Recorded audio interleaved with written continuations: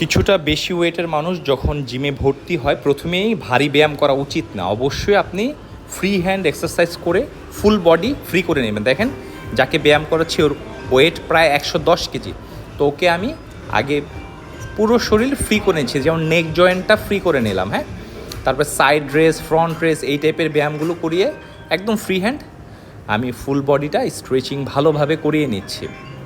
আপনারা প্রতিটি আইটেম 2 থেকে 3 সেট করে দিতে পারেন এবং রেপস থাকবে 10 রেপস। দেখেন পুশ আপ, একদম অনেকেই পুশ আপ পারে না, যেমন ও পারে না, তোকে আমি এভাবে পুশ আপ দিয়ে নিচ্ছি। তারপর লেগ স্কোয়াটটা, বেঞ্চ স্কোয়াট দেওয়ালাম, নি টাচ।